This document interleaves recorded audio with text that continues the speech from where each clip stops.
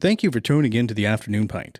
This episode is sponsored by Camilla Najat of Exit Realty, Strategy Up Business Consultants, and ISS Atlantic Security Guard Services. Enjoy the show. Cheers! Cheers! Welcome to the Afternoon Pint. I'm Mike Tobin. I am Matt Conrad. And who do we have with us today? I'm Jen Warrington, jumping right in. Awesome. Jumping right in. That's Nothing all wrong right. with that. That would show assertiveness in an interview, right? Right, yeah, exactly. absolutely, 100%. But you should always let the person ask the question all the way through first. There you go. Fail. So, Jennifer Warrington, what do you do? I am a recruitment advisor and I am a career strategist. So I work with organizations to help them find talent for their organizations, but I also help career seekers find jobs that they love and be paid what they're worth. Amazing. I like that. And you founded your own company. I did found my own company. That's how she found what she's worth. Yeah, that's how I know what I'm worth. That is very true, very true. That was a great segue. There you go. So I spent a number of years in corporate. My last position was 10 years with a global financial services organization. I was impacted through a global restructure in 2020. Okay. I found out in February that I was losing my position. Wasn't because of the pandemic. At that point, it was, hey, if you're traveling, be careful. It was not, don't leave your driveway. Yeah. Right. Fast forward to when I finished up with that company the end of March of 2020, it was don't leave your driveway. So I knew very early on that I wanted to go on my own. I knew it was going to be recruitment focused because I'd been in recruitment since 2007. What I didn't know was that everybody was going to either be like laid off, terminated, stuck back at home, hating what they were doing. Yeah. And so that whole side of the business where I was writing resumes, prepping people for interviews, helping them set up a LinkedIn profile so they could find something new. Your role was like redefined. Yeah, completely. Yeah. So for me, it was like that just happened very organically. So now the business is recruitment focused on one hand, and then it's career strategy on the other because it leveled the playing field in so many ways. And people then really took inventory and took stock of like, I'm not happy. I want to do something completely different. How do I get a better paying job? And or I'm at home now and I don't want to go back into an office. That's right? true, too. Yeah, we see that, too. A lot of it. So that really, again, that was not part of the plan, but it's been, a great part of the business as it's evolved. So we're now 4 years in. We celebrated 4 years in September. So you started to kind of pivot. You started to kind of go from just doing kind of the recruitment type stuff to really helping people repurpose themselves. Is that kind of right? 100%. Because when I started, again, the recruitment was the focus, but then it was, I have a very heavy presence on LinkedIn and always have, because as a recruiter, that's where you're going to find the talent in the market. And the company that I recruited for, I had business units across Canada. So I had a very widespread network. I wasn't limited to only Halifax. And like the people were messaging like, I just got laid off, or I don't think I want to go back into an office, or there was all of these things, just like, this just sucks and I don't want to do this anymore. So for me, it was, okay, I needed to pivot because at that point, companies really weren't hiring, but people were being impacted. So I was like, how do I do both of these things and give career seekers the opportunity to see everything through the lens of a recruiter? Because we don't often see that, right? You don't really get that insight inside of it. So it's a huge thing. I mean, you said 4 years ago, so that means you actually started like right in the thick of a pandemic, which is a scary enough thing to do, to open your own business anyway, and then say like, I'm going to write my own paycheck. Yeah, in a pandemic. In a pandemic. I mean, it's scary enough non-pandemic, right? For sure. So let alone pandemic. But what does that look like? And you have to go and obviously get registered in your business and all that stuff, but like what does that look like kind of day one to say like, I am going to take my skills and I'm going to connect with companies and find people to, connect with jobs and all that stuff. Like, how do you do that day one? What does that look like? Thinking back to day one. So the day I found out that I lost my job was the day after Family Day in 2020. Okay. And my son at the time would have been 12 and he was homesick from school. And then a leader on the team was like, hey, do you have 5 minutes? Which wouldn't have been uncommon. Jumped on a Skype, got the message that this was happening. And I called my husband and I was like, I think I lost my job. He's like, what do you think you lost? And I was like, well, I don't know. I wasn't expecting it. Like we were going through a restructure, but I didn't really. And he's like, okay, I'm coming home. I'm like, no, I'll be fine. And by the time he got home, which was probably about an hour, I was like, I'm going to go on my own. And again, we weren't shut down, right? And so for me, it was, I wanted to do recruitment. Your network is your net worth, as we all hear when we're having like conversations around networking and building. And fortunately for me, I had a very extensive network and a lot of hiring managers that I had worked with over the course of, at that point, 14 years, had all dispersed to other organizations. So once they knew I wasn't with just one straight organization, and they saw on LinkedIn, like I started to have those conversations. Okay. So the plan was nurture the relationships, let people know that I'm available. And then obviously once everything shut down, it was like, oh shit, I don't have a computer because I gave it back to the employer that I was with. I had my phone, the LinkedIn app, a dollar store notebook and a pen, and that was it. Holy shit. That was it. Wow. So I was fortunate enough too that I had some people like, you should talk to so-and-so, they could maybe help, or you should like put your ideas through someone who can almost provide some mentorship. So I did that. But honestly, I always say, like, yes, it's very brave to start your own business, and really you have to go into it like with a level of being naive of like, you don't know what you're doing and you're just going to wing it into some degree.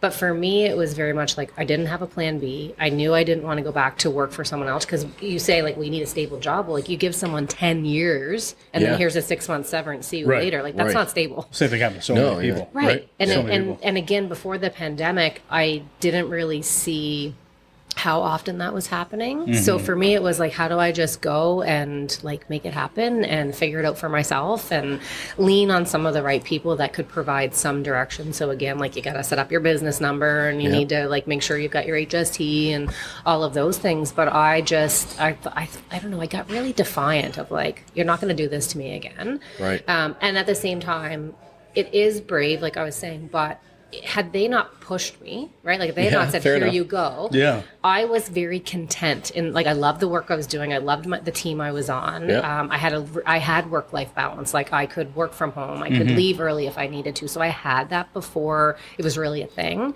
Yeah. So if they hadn't said, here you go, I probably would still be there today, always wishing that I was starting a business. And then they were like, there you go. And I'm like, okay, well, now's the time. Well, that's the thing. It's like a lot of people, the biggest leap is leaving a good, stable job that you like. Right. You know, or at least whether you like it or whether you're just kind of like, I like this. Like I can, whatever, right? Absolutely. But that's the biggest hindrance for someone to just saying like, screw it. I'm just going to do what I want and be my own boss. Yeah. Hey, buddy, we forgot to mention the beers again and where we were at. Oh, yeah, we can do that. So we're at Garrison? Yes. Garrison, what were the beers we were drinking? The Oxford Tap Room. How's your memory? We're having the Ukrainian Pilsner or something like that. I forget what it was called, Ukrainian Pilsner, but by the time this episode's out, it's going to be all gone. We got the last keg. We're tapping into the last keg. Come back to Garrison next year. But it's pretty good. It's really tasty, though, really nice. Yeah. Sorry. Yeah, so... it definitely there's a certain power that you kind of give yourself, I guess, when you go off on your own and work for yourself, right? Yeah, and there's scary moments for sure, but I think what I have learned in hindsight, because again, you don't know until you're in it. What I've learned in hindsight is that the scariest pieces are like not taking the risk. Yeah. Right? Like married, have a mortgage, I've got 2 kids, both in competitive sports, like all the things. So that's what I'm saying though. Right. It's all those things that you're like, if I leave my job, how do I pay for all those things? Right. Yeah. And that was the conversation my husband and I had. And like, he's like, obviously you have a severance and I want to be supportive. However, and he at the time was in a position that like, not that you could never get fired from, but like he was in a position where like that was not likely to happen. Right. So his was stable. And so I was like, well, I just need the 6 months that I've got the severance. Like give me that runway, because if not, I'm going to regret it. Yep. And I've thought, okay, when I was the company I was with, all in total compensation with base and bonus, I was about 80,000. So I was doing pretty good, right? 80,000 in Halifax is not bad. No, exactly. Yeah. And so I was like, I just need to replace that 80K. Like that's all I need to do. Yeah, and, of course. Again, mortgage, kids, all the things, like the grown-up responsibilities. Yeah. And in less than 12 months, I almost tripled that. Wow. Amazing. Yeah. That's amazing. So I always say, like, you do have to have a plan, but sometimes that plan just needs to be, you're going to figure it out. Yep. You're going to trust yourself. Trust yourself, bet on yourself. Yep. And I say to people a lot, like, your family loves you, but they're also, because they look at you through that emotion and they want to be protective and they want to, you know, paint the picture of what reality might potentially be. Right. Doesn't always give you the confidence to do something that you've been wanting to do for Sometimes a really long people time. want you to make the safe decision. Yeah. And they say, well, no, geez, starting off your own, that's ludicrous. You have a good job. You're already respected. Why would you do something else? Yeah. I think most people are like that, honestly. Yeah. Like, I know people in my life who have, this may not be nice to say, but it's like they have... They're not listening, are they? They probably are, but whatever. They have a mentality of like mediocrity. Yes. And, you know, that there's nothing necessarily wrong with that, right? I mean, we need people like that, right? That are happy working for someone else, that are happy going through all that and everything. And I mean, I say that, like, Mike and I both have day jobs that we enjoy, and I like going to work, and they pay us, you know, obviously they take care of our bills and everything. But we also are doing this. Right. And this is, you know, we make a little bit of money on this, but this help get our creative kind of juices flowing. We get to talk to interesting people and like gain a whole bunch of perspective that we wouldn't normally get to have with this. So whether this podcast takes off and you know, we become the next Joe huge, Rogans. Yeah, exactly. Right. We do that, or this is more just Bob and Doug, I say. Yeah, okay, Bob and Doug, sure. But or this is what we do for a long, long time, and we just have sponsors that kind of help us float along doing it. Either way, like, I think we're going to enjoy continuing to learn from this and all the, you know, talk to interesting people like yourself. Because we did mention this before, we've been trying to get you on since for a year. So I got to say, you are a busy lady. Matt and I had lists, and we wrote them down. We started this podcast well over a year ago, and this was before it even started. So we were on LinkedIn, and we were ticking the boxes, and I was like, Jennifer Warrington, and then in my mind it was like resume expert. Yeah, she'd be cool to talk to. And then, that was his main focus at the start, but then you grew into much more than that. You kind of evolved a lot too, right? I mean, in fairness, from even when we saw you then and what I knew you as and what I know you as today is, frig, it's quite different. Yeah, it's been a huge evolution. Yeah. And I think, you know, we all go into something with, okay, this is what I want the goal to be or the outcome to be. And I think when you are on your own, that changes, not minute by minute, but again, like, you never know what's going to happen when you talk to somebody. And again, resumes and prepping people for interviews are just saying, hey, you've got a shit ton of skills that you don't see, but once we identify them and you can go this direction or that direction or whatever, that wasn't part of the plan. At all. And the very first person, like, I fell into a career in recruitment. Like, that wasn't like... Yeah, tell me about the first person who just was sick of what they were effing doing and wanted to make a change. I mean, not the first person, but like kind of the first story like I'm going to tell you my most favorite story. All right. And so it was in like 2021. So I was kind of in the mix of it. But I had a gentleman reach out to me through, like, somebody said you should reach out. So I think it was through LinkedIn originally. And he said, I've been in the same career for 20 years. I need to make a change. Can you help me? And I was like, sure. Like, tell me a little bit about that. So Cole's Notes version is he was a pastor in a church for 20 years. His dad was the pastor. How do you quit God? Yeah. I thought I cut myself off. Yeah. So he's like, I'm a pastor in a church. I've been there for 20 years. My dad was the pastor before me. And at first I didn't really know him very well. And then once I got a little bit more comfortable, I was like, you do know that, like, it's not like, hey, you're going to do this when you grow up. Like, you were conceived with the idea that you were filling it, right? So there was a component of, I'm leaving something that I've been, like, I grew up that way, and now I've done it for 20 years. Family obviously wasn't super stoked about the fact that this was happening. And in the back of my mind at the beginning, I was like, I don't know how I'm going to help them, but I know that I need to help them. Yeah. And we had some really great conversations. We worked through, again, like, you know, when you think pastor, you're like, okay, Sunday service. And then you like go out and you volunteer in the community and that's it. And as we went through everything that he was doing, then my wheels started turning. And he's my most favorite story because he's an incredible human being. But we got him to a point that as a pastor, you're making about $30,000 a year in salary. And 4 months later, he was interviewing for a director of operations position and he negotiated a first year salary of $93,000. That's pretty good. That's pretty good. Right? So a $63,000 salary increase because there were so many. And at the beginning, it was, I've got a degree in theology and a master's of divinity. Do I have to go back to school?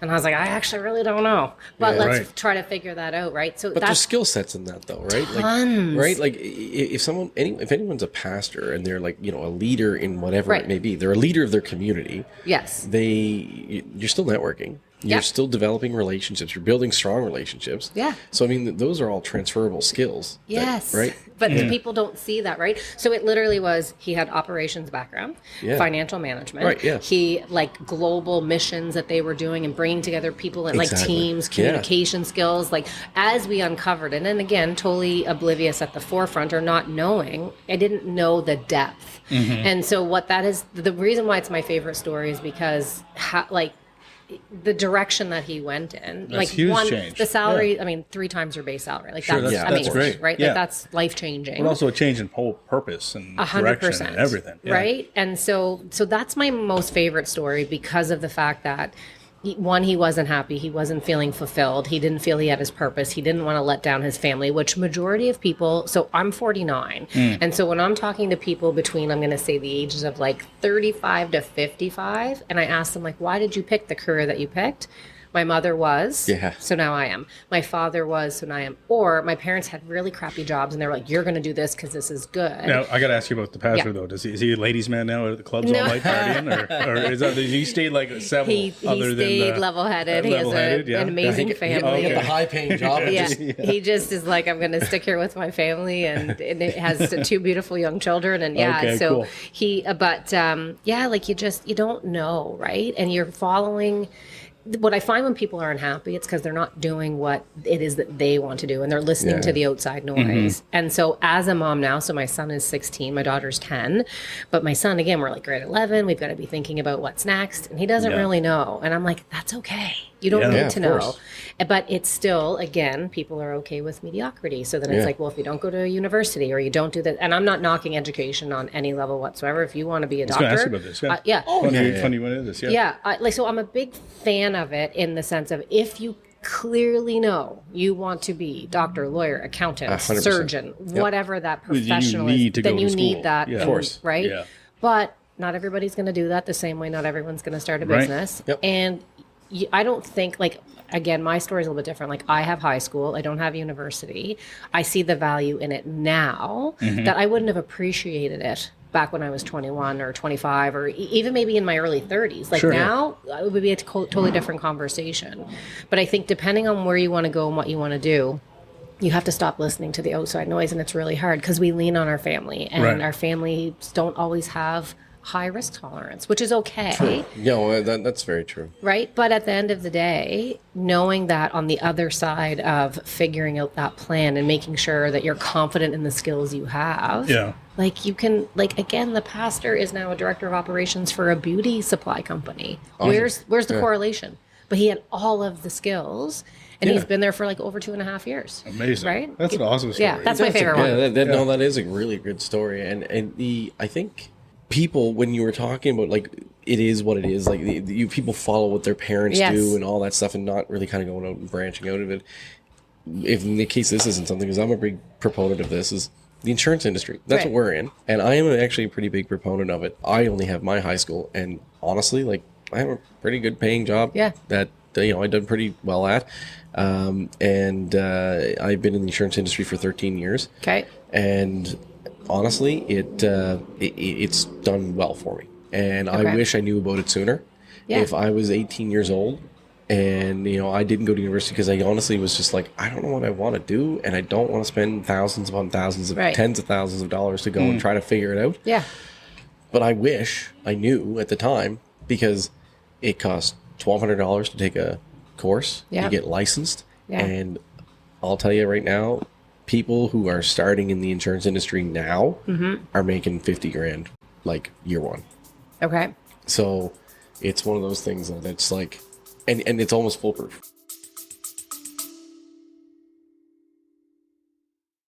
This episode is brought to you by Camilla Najat with Exit Realty Metro. Camilla Najat is an experienced real estate agent who prides herself in finding the perfect home for her clients. Camilla can help you with a comparative market analysis to help determine the value of your home if you're planning on selling, or help you determine the going rate for the neighborhood you're moving into. She can also work with you at your pace. You can reach Camilla by calling 902-880-8429 or email camilla@exitmetro.ca. Also, you can find her on Facebook at Camilla Najat, Exit Realty Metro. Just want to double down on what Matt said. The other thing you could do is really get involved with your community. Yes. With different arts programs and stuff. Absolutely. Like, I probably wish I went to art school and stuff. Never did. But what I did do is I got involved with community theater. So I learned how to be a director. I did every single thing you could think of to make a play, right? So now I know a play inside out. Then I got into producing plays. And I produced a whack of them, right? Because I really knew my stuff after trying every position out. And the same as this audio thing, it probably comes from doing recording music with my friends. And then that kind of came into doing sound design for theater. Okay. And then that turned into this. Like, so it's so crazy. Yeah. When you get out there and explore yourself, I mean, education is very valuable, but it's also valuable just to invest in yourself and what do you really want to do and just go do that thing. Yeah. Right? And I think two things to that. One would be that sometimes the education is in the doing, right? Like I fell into recruitment. I lived in Toronto for 2 years. I was working for a financial advisor. So I was like an admin support in an office in Toronto. Came back here. I had met my husband. He was living here and not in a position where he could relocate. So I was like, well, my family's here. I'll move back and I'll find a job.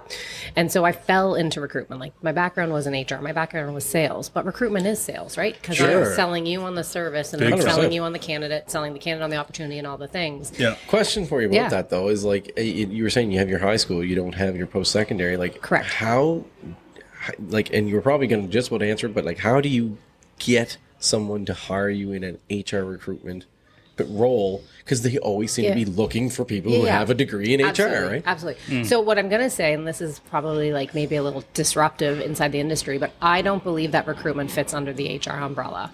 I agree with you there. Right. I've interviewed people for 10 years now. Yeah. And I don't have a degree in anything. And guess what? I know how to hire good people. Well, and so then I guess I can't hire for you, but no, but so what I think is like when you are a true HR generalist and you're thinking like policies, procedure, performance management, employee engagement, union and labor relations, all the things, I do think it needs to be something specialized. And while recruiting is hiring and that falls under the human resources umbrella, I feel like if you're a really true HR person, you don't love recruitment. And if you're really good at recruitment, you don't love HR. I agree with that. Right? Some of the best people, like, some of the best HR, we'll call it HR people. For sure. Who end up getting in recruitment or whatever. Like, I find that they're different personalities. And 100%. The people who I've enjoyed working with the most in a management hiring capacity are like the recruitment people. Right. And then the HR people. Yeah. No offense, but no, but I think too, like it's a bit more of like an analytical, process-driven role. You need those people. Don't get me wrong. You need them. 100%. So Matt also hates Toby in The Office. Have you ever seen that show? He was definitely the strangler. 100% the strangler. For sure. And so for me, I think too, like again, I went into a recruitment agency with my resume and was like, I just moved back from Toronto. I need a job. I'm sleeping on my mom's couch. I've met a guy. Like I'm trying to build a life. He already had his career. Like it was all the things. And so I actually met with a recruiter who was phenomenal, spent 2 hours with me, went through, what do you like? What do you not like? Tell me about your experience. What do you see yourself doing next? At that point, I was like, I just don't want to sleep on my mom's couch anymore. Like I want to get my own place. And I had my own place in Toronto and all the things. And so I said, I applied for this position through her that I was not overqualified for it, but like I would have been successful in that role given I'd sold photocopiers for Xerox into the US by phone. Like, you know what I mean? Yeah. So I knew that I could do this particular role. And she said, I'm not going to put you forward for it. And I was like, what? Like I check all the boxes. And she's like, but you're going to be bored in 6 months and you're going to leave. Right. Yeah. And then I was like, yeah, but I need a job. So we kind of had this conversation and she just said like, leave it with me and let me see if I can find something better for you. So well, 2 weeks later, her branch manager contacted me and said, like, you met with her. I'd like you to come in, like to have a conversation. So I was like, sure. I was like, I could have done that job. Like, and he's like, no, I realize that. And anyway, we had a great conversation. And he said, what if you came and did sales for us? And so sales in the recruitment industry is you go out, like you network, you talk to businesses, you understand again, like where are your challenges with hiring? Here's how we can help you. And so it wasn't HR, it was sales. Right. Right. And then as the role evolved, it was for me that I was like, okay, I can find the business, but now like, let me fill it. Let me help find candidates. I want to understand. because I like talking. I like learn. I love everybody's stories, and not the more sad of a story or more of a challenging story, the better. But I learned something from those conversations, right? So I was like, okay, I love business because I had always wanted to do something. So I'm learning about businesses. I'm learning what's working, what's not working. I'm talking to all kinds of different people. So it was very organic. Right. And then I had my son in 2008, and then in 2009. We were going through like the recession, and the economy was in the state that it was in. Yeah. So companies weren't spending money on a recruitment firm. So my position was like, we have something for you, but it's kind of, up in the air. And so I went on LinkedIn and I found there was a 3-month contract with Eastlink at the time for a recruitment specialist. Oh, there you go. Yeah. That's why you like her so much. There we go. Yep. And I reached out through LinkedIn, and I ended up, it was 3 months, and then it got extended to 6, and then it became 2 years, and then I got headhunted over to I got a soft spot for Eastlink to this day. I worked there for 10 years. So when were you there? Because maybe we overlapped there. I left. You got me out of Eastlink at one point. I got you out of Eastlink? Oh, shit. And I'll tell you, 6 months later, I went back to Eastlink. So when I took you out of there, where did I take you? I don't want to say. Okay, that's fair. I know where you went. Yeah. Okay. So we're not talking about it. Yeah, we're not going to talk about it. But anyways, I went to Eastlink. You actually found a spot for me. Okay. You approached me on LinkedIn we're going to talk by about message. this after. Yeah. So anyways, and it just didn't work out. Okay. It wasn't bad. They were great people. Just didn't work out. Right. And I actually went back to Eastlink. Okay. They took me back. There you go. He saw me at a pizza shop late one night crying drunk. And, my old boss, yeah. And then the pandemic happened, and then I got temporarily laid off, and that's how I end up in insurance with Matt. Okay. Yeah. That's when I came. Yeah. That's amazing. When I swooped in, that's when you swooped in. That's when Matt swooped in, yeah. You should be selling insurance with me. Yeah. But I mean, back to you though. So I love this idea of pivoting, right? Yep. Because I hear people every day. I mean, friends, family, whoever. They're not happy in their careers, right? And I mean, what I think, everyone has their own solution. What I think for me, what really helps is doing things like this. These creative endeavors that we do on the side gives us a few bucks so we can justify getting out of the house and having a beer. For sure. And at the same time, we're feeding that creative muscle. So for you, what do you think that like people that are looking at doing the pivot into a completely different career, what should they be doing? Oh, that's a loaded question. I know. Sorry. Sorry for the next 2 hours that I'm going to talk. No. So I think first and foremost, it is blocking out the noise, right? So then we don't really think like, oh, well, that's not really a tangible exercise. But like, so kind of follow through. Like you're going to block out the noise, sit with yourself for a hot minute, whether it's in your car or over a beer or like your journal or whatever. Just sit where it's quiet, and you don't necessarily have the input. Again, we love our family and friends, but they're coming through their own lens. Step 1, block them out. Block them out.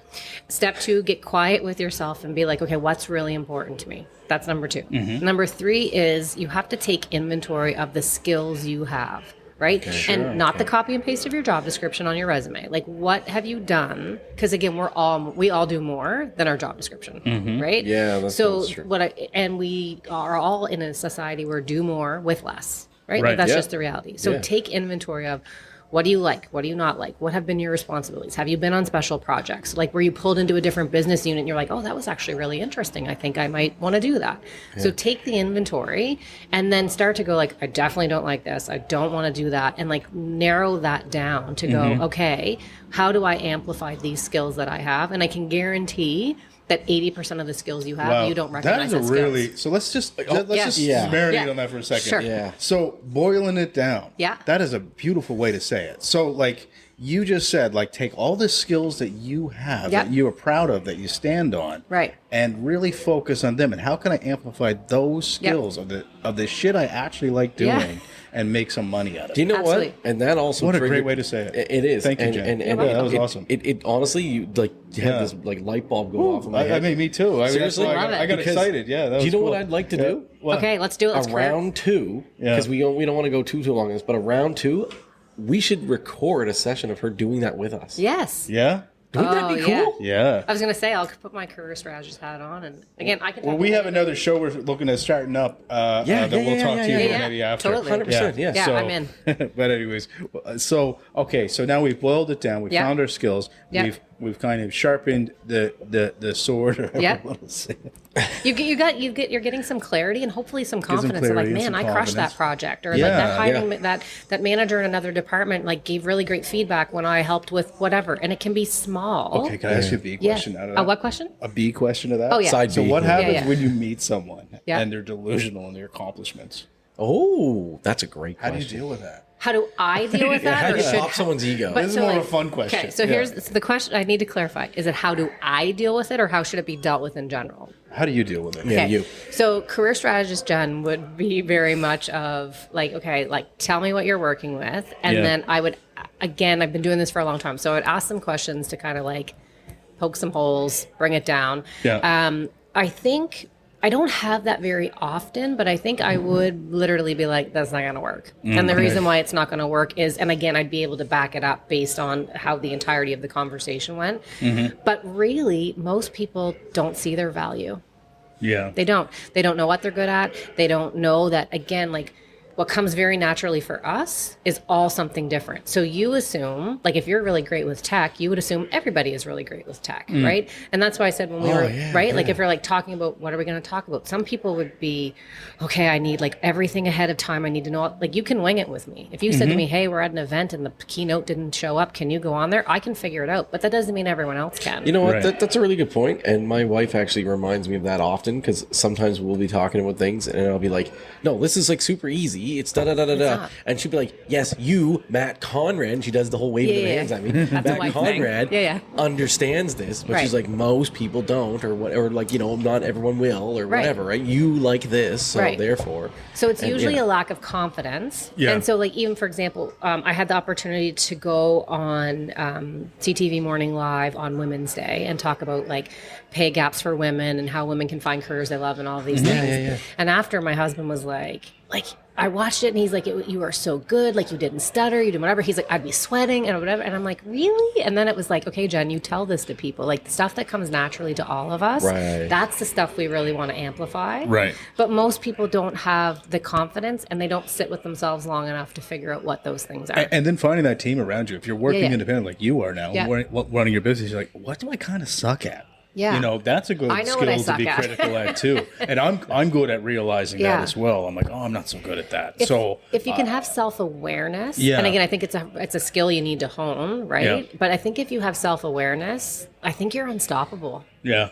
Right? Because you're open to feedback. Yeah, yeah, you're yeah. kind of like, yeah, I'm not really good at that, but I want to be. Or, you know what? I'm not good at it. I'm not going to try to be. Right? I'm not great at accounting. Like, I don't. I'm not good at it. We've talked about that with other entrepreneurs and stuff in the past, where it's like, because we work in commercial insurance, and Right. so the interesting thing is that we get to talk to entrepreneurs all day, every day. Mm-hmm. And you know, sometimes they start something, and you know, because they're good at something, but just because you're good at something doesn't mean you know how to run a business. No. Doesn't mean you're good at the books. Doesn't mean No. you're good at HR. Doesn't Right. mean you're whatever, right? Right. There's a lot of the things like, you know, if someone's like, I know how to build a deck. I'm going to start a carpenter company. Right. But How do you manage carpenters? How do you negotiate the best pricing? And that's I Right. think for entrepreneurs, for sure, we are really good at what had us start to be an entrepreneur. But Yeah. then as you get going, and then all these other things are like, hey, you've got accounting, you've got people management potentially, all these other things. You're Right. like, holy shit, I'm not good at that. Right. For me, I'm not good at asking for help per se, but I also know that I don't know what I don't know. And if it's something that can be detrimental to the business and now I have a team, I have to go get that help because I'm not only responsible for my salary, I'm responsible for the salaries of that's huge. others. That's right. Yeah. That's How many scary people shit. do you have working for you now? I have technically 4. So I have one on maternity leave. She was my Yep. first hire, came out of a hospitality background, never in a million years thought of recruitment and crushed it. I have 2 recruiters. One's on maternity leave. The other is basically holding up the ship while she's off. And then I have someone who's doing all of my digital like all my social media. We just launched a career course so that people can be taught how to do their resume, cover letter, and leverage LinkedIn. So that just went out into the world. And then I have a contract business development person who's out trying to like help fill the funnel because Yes, okay. Yes. Right? Yeah, Like, yeah. I'm not- you need someone. Well, you Right. guys are working with the people. Yeah. You need someone out there finding more. Right. And I'm that at makes a sense. point in my career where I love recruitment, but I want to be like coming up with the solutions to your problems and helping Yeah. you implement them when it comes to your talent.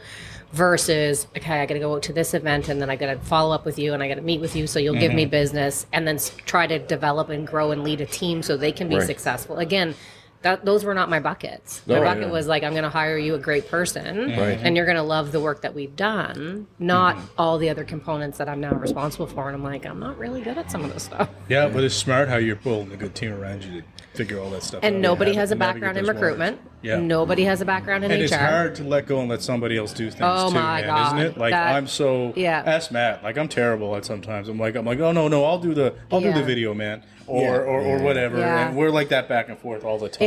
It is that I would say, again, like I'm responsible for 4 people's salaries. I'm responsible for keeping the lights on. Then I contribute to my family. So there's but the hardest part has been letting go of stuff that, because it's like, oh, I'll hire you, but then I'm still going to do all the things. Well, what's the point of that? Like giving up that, and then delegating also at times, I think for me anyway, again, I never had a team until now. Delegating or handing that stuff off isn't like, am I doing that? And am I going to be seen as lazy that I don't want to do the work? Right. And so there's there's such a mind fuck with it. Right. Yeah. So before I get into our fun interview questions, okay.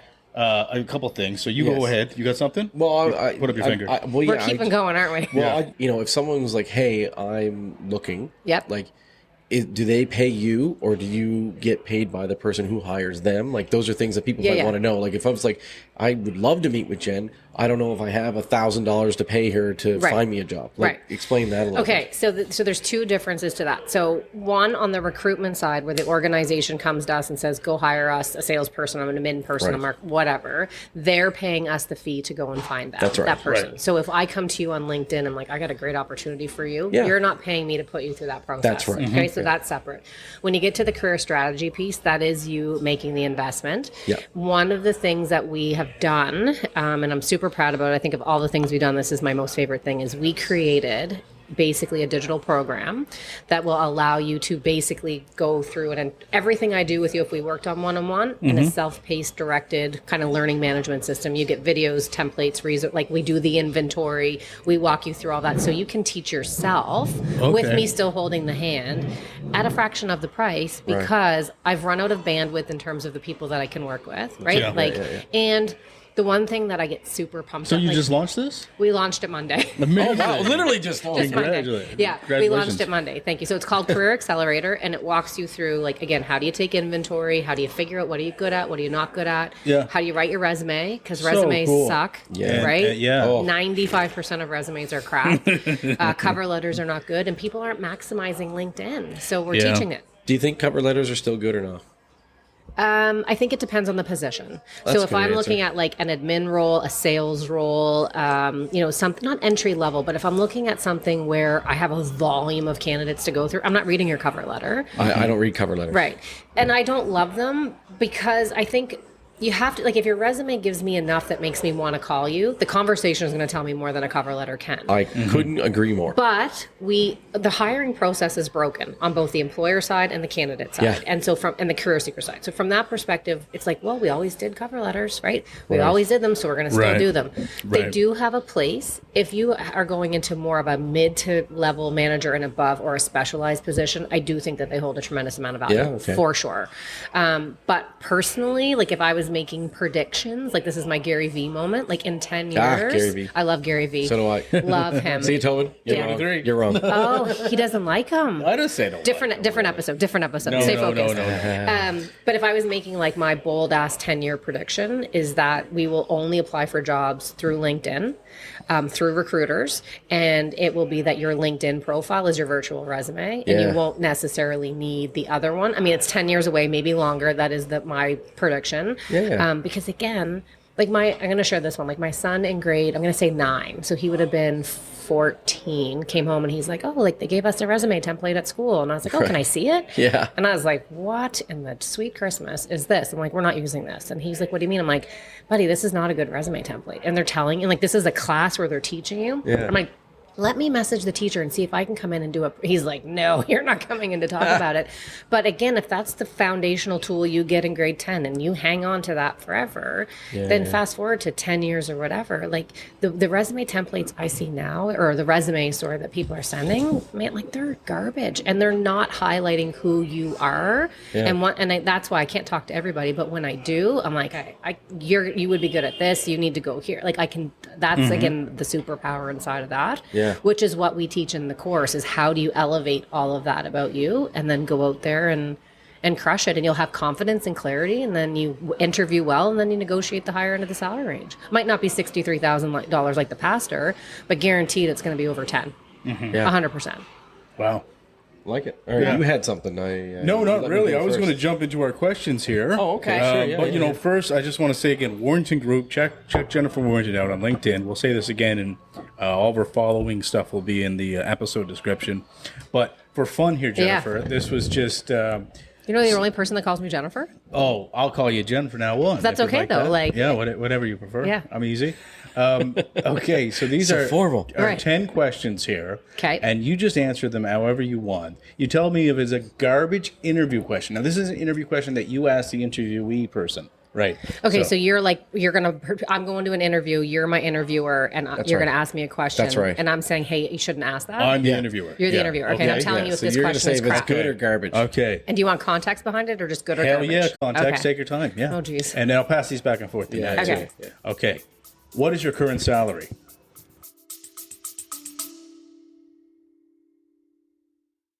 This episode is brought to you by Strategy Up.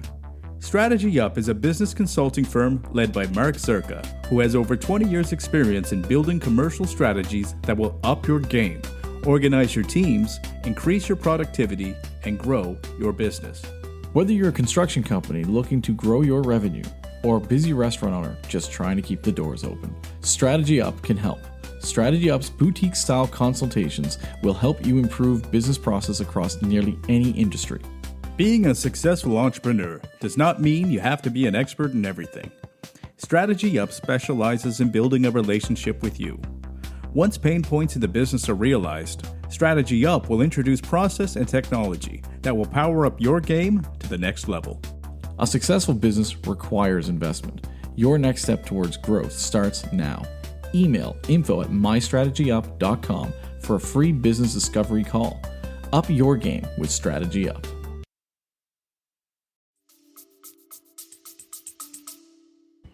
It's a good question, but you need to ask it in the right context at the right time.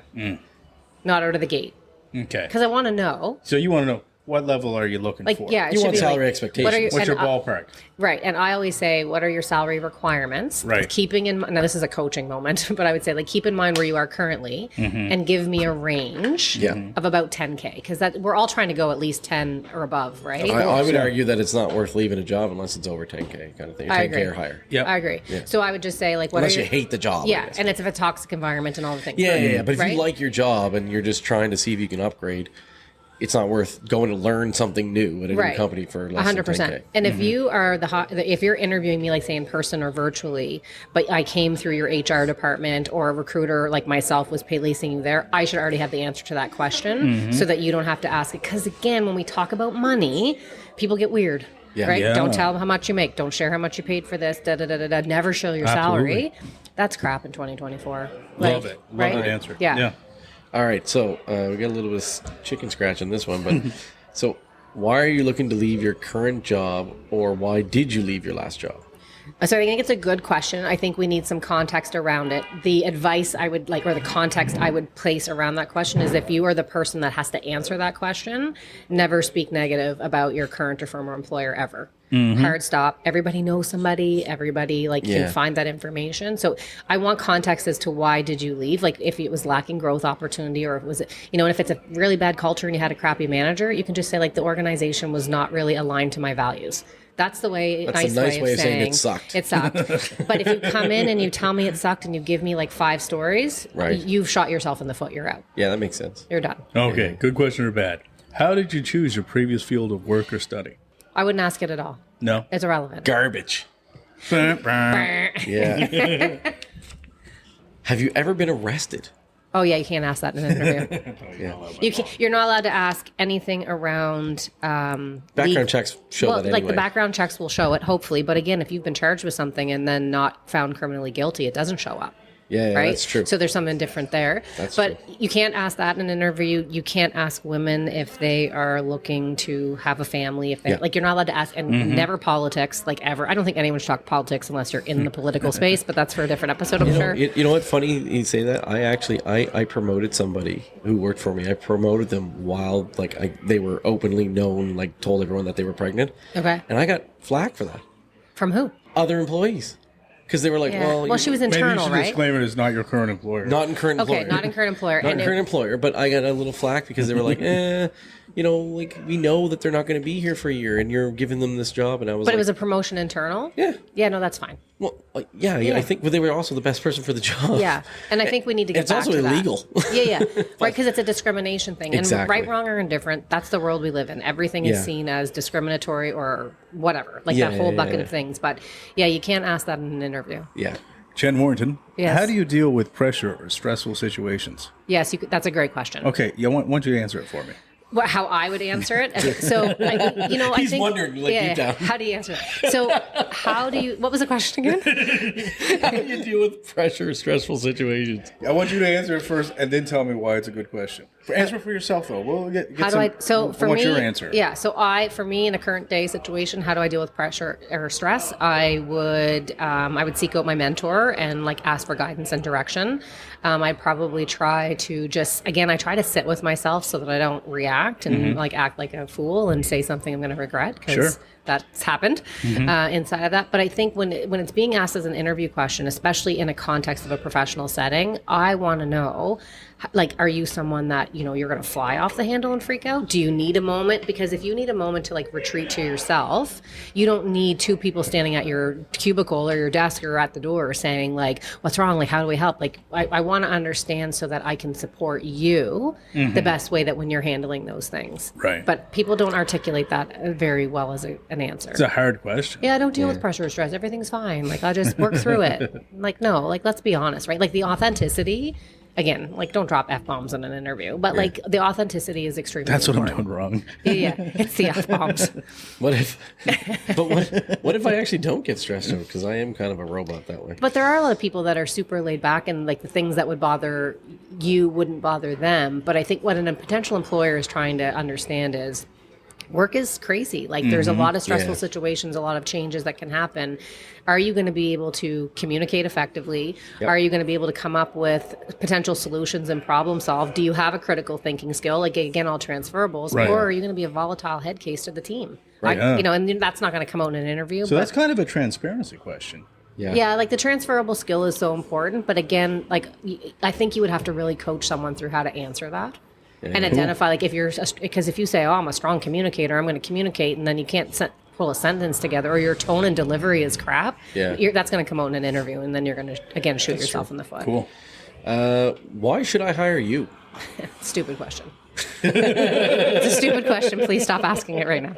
No, it's not a good question. What was it? It was good or garbage, right? That's a garbage one. That's a garbage question. Yeah. Awesome. Yeah. Cool. I don't have answers here. I'm just going to. I just trust you. I just went and found good interview questions. Yeah, more or less. It's totally fine. Just don't do it on your resume, please. Seriously. What's that? Oh, what is your biggest strength? / weakness. We'll put that in there too. Right. Yeah. Again, it's garbage. It's an outdated question. Everyone's going to tell you what their strengths are. What they think they are doesn't mean that it is their strength. And then when it comes to the weaknesses, you're going to be like, I'm a perfectionist, or I really beat myself up if I don't I fall asleep in meetings. Yeah, it's just not authentic. Yeah. And for me, again, people still ask this question. Interviewers shouldn't ask it. Let's get current. Let's ask some better questions. Yeah. I would say that your weakness should be tied to something that you can learn or improve on in your role. So a software, right? If you're not good at Excel, say that. Don't say that, I get really pissed off and slam the door. Don't do that. Don't say you're a perfectionist, because not everybody is, and that's usually the standard answer. My weakness is I care too much. Yeah, that's a good one too. So garbage question. If you're listening and you hire people, don't ask that question anymore. I love it. What did you do in the last year to improve your knowledge? Great question.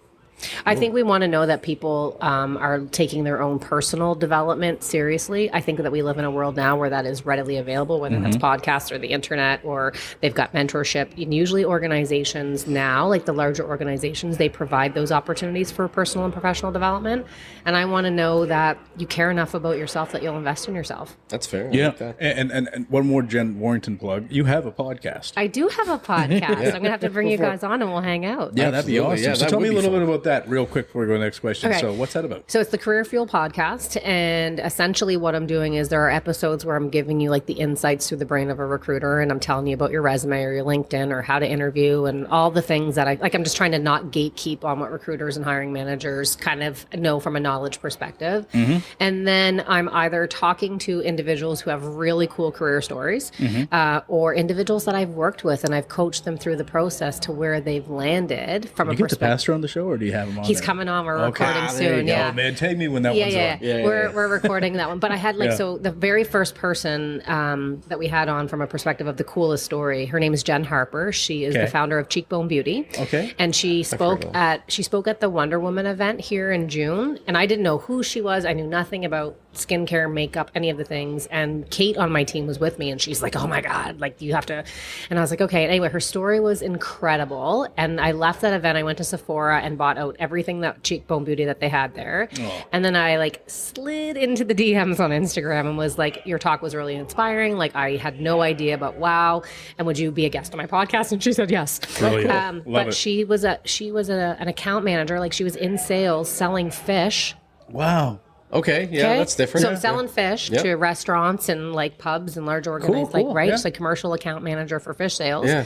And now she has like it's a female founded indigenous brand around Oh, cool. sustainability and clean product, and she's in Sephora and JCPenney, and she's like, That's But dope. you know what though? Like, yeah, I think you can if you can sell something and like you can Yeah. if you can sell, you can sell. Right? but it was so important to go like, okay, And- you're but- doing this. How yeah. did you get to that? But like that's the thing. If you can sell, you can sell. But then obviously this is something that's really like authentic to her, Right. And it's kind of like I think Gary Vee says it all the time. Yeah, Gary Is- Vee, remember him? Yeah, remember I love that guy. He says it all the Great guy. time where he says like, just do something authentic and eventually Yeah. people will start to see it Yeah. and they'll buy in because they see how authentic it is. kind of thing. 100%. And she was, hers was literally, she said she woke up in the middle of the night and had a dream of seeing all of these indigenous little girls covered in makeup, got out her laptop and started. Imagine the amount of people that said she was crazy, don't Yeah, do it, stick absolutely. with your job, yeah. all Yeah. of the things. And then she was on Dragon's Den and Love she that show. it was so anyway, so I she want Arlene on this show. She's the best. Okay, if Arlene comes on, I'm going to be like the get the water for her. If we can get Arlene, we'll invite you to come hang you out with us. promise? Just come hang Yeah, out. yeah, her we don't and care. Jim Yeah. for a living. Jim's awesome, but like there's something about Arlene that I Yeah. always thought she was the I know best Rob dragon. left for America, but I liked Rob. a Yeah. lot. Yeah. he was- Robert Hirschbach. Yes. Yeah, Yeah. Rob- Thank you We'll for take having him me. too. Yeah. We'll take him He's too. good. He's great. I'll have Mr. Wonderful. All All right. right, he's awesome. Yeah. Okay. I think I know your answer on this question. Why do you want to work here?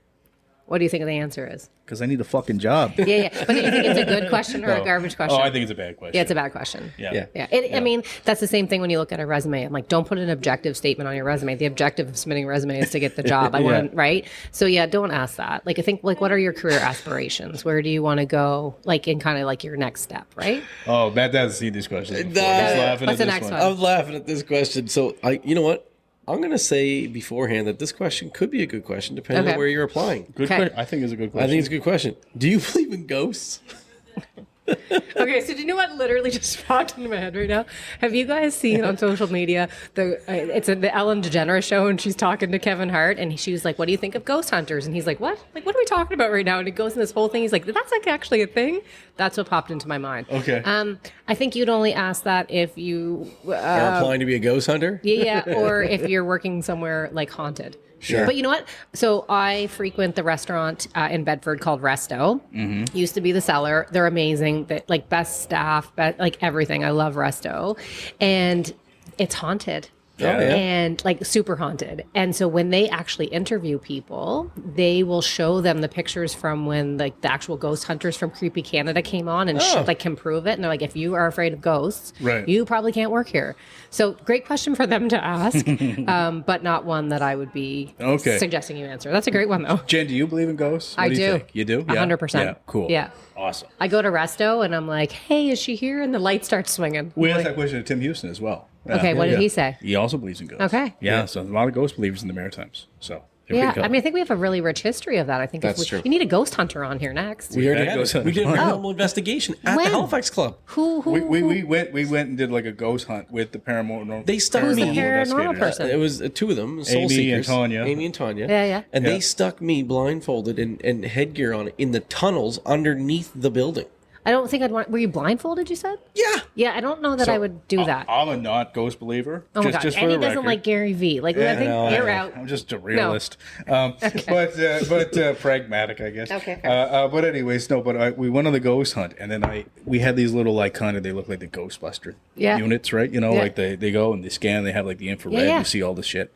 So, anyways, I'm scanning it, and then I see a human figure like standing directly in front of me, and I started like sweating, right? Yeah. And I'm like, what the? But you know it can't hurt you. He was a believer for like 10 seconds. But then I realized it was like my own reflection, and I waved. It wasn't. It was. Go to Resto. I'm telling you. Oh man. Yeah. Anyways, so it was crazy. But okay, our last question. We asked this to everybody. And am I going to be allowed to ask questions? Because I've got a few. But yeah, go ahead. Go ahead. What's your question? Okay, Les, this is a lovely question. We're going to leave that to the very end. You do your question. Okay, so the questions I would have, and this is less from an interview perspective, but so if you could have done any career in your entire life, what would it have been?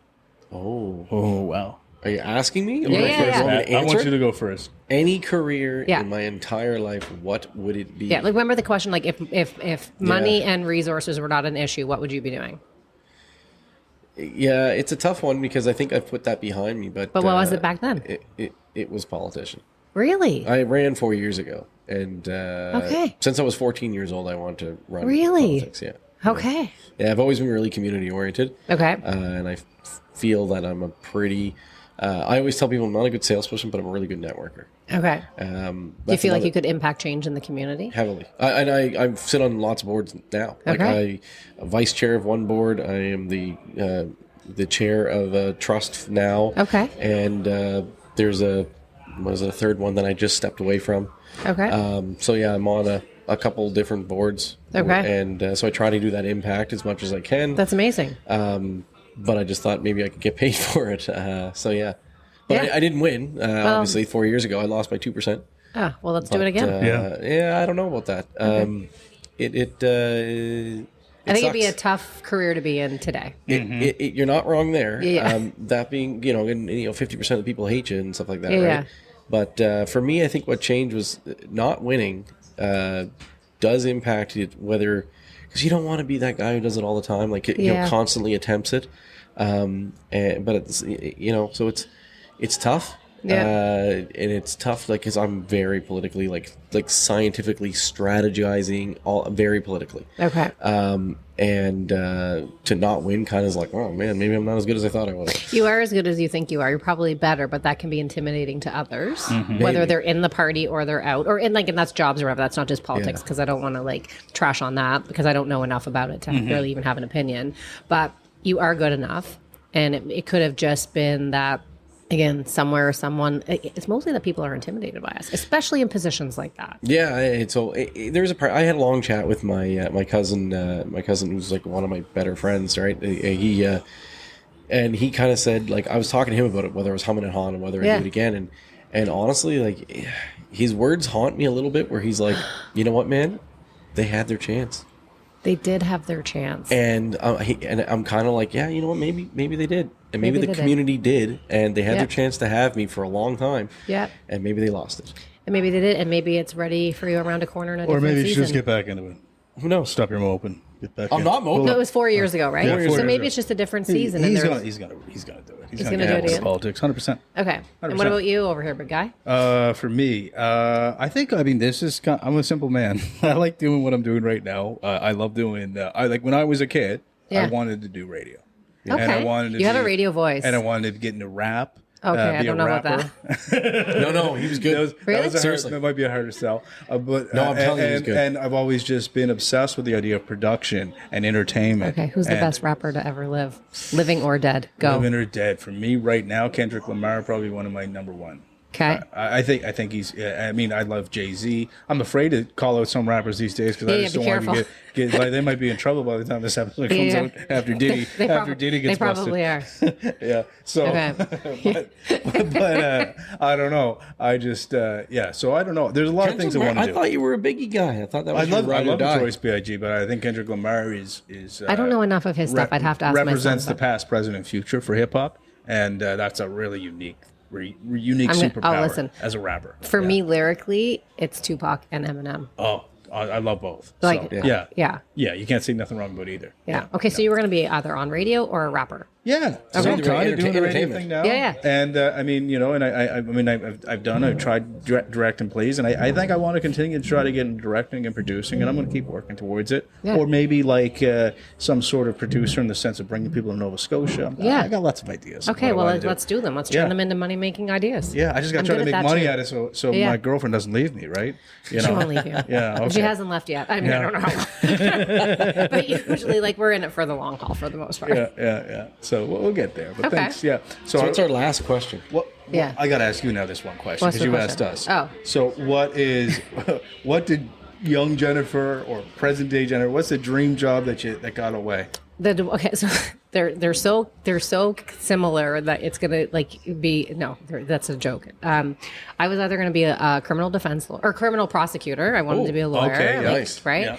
Yeah. Or a backup dancer for Janet Jackson. Oh my God, those are very different. Backup dancer so for I was like, Jackson. can you see the similarities? No, that's awesome. I always, again, my husband probably and my sister would say, like, I never lose an argument, but I don't come to the table unless I can win that argument. So if I do, I'm prepared and I'm ready to go. And so there, I think I would have made an impact from a law perspective. Okay. And then I don't really know. I mean, I don't have a dance background. Can we get some dance moves? No, I have none. When you come back, I'm going to ask. We're going to have a Biggie versus Tupac argument. I think. Okay. On the Biggie side. On the Biggie, that's okay. I think he's great. I feel like Tupac was much more diverse. Like, he wrote poetry and like all of those things. Like The Rose That Grew Through Concrete was a book of poetry. Yes, it was. Yeah. I had that. Yeah. I don't have it now, but I did a high school project on that. Did you? That. Yeah. When were you in high school? 20. Oh Jesus. 2000.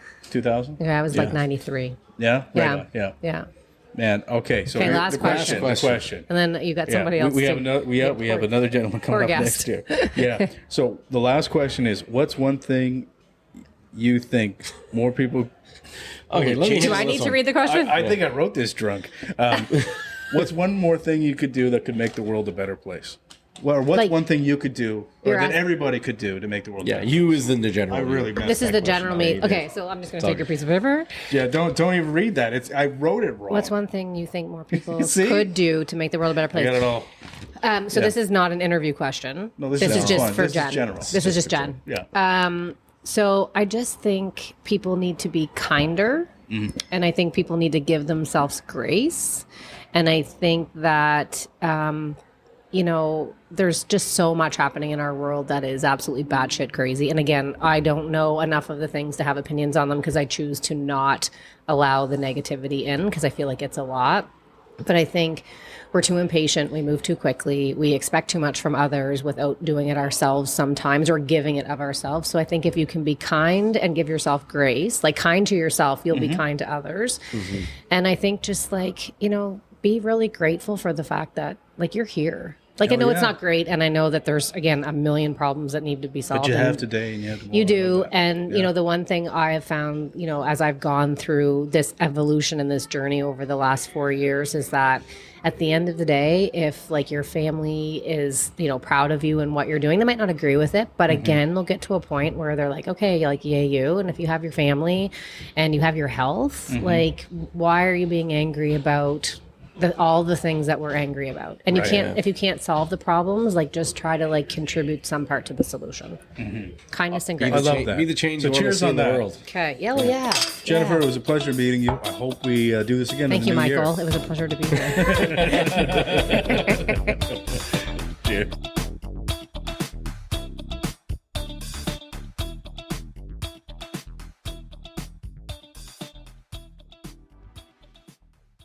Thank you for listening to The Afternoon Pint. We are an independent podcast and we need your support.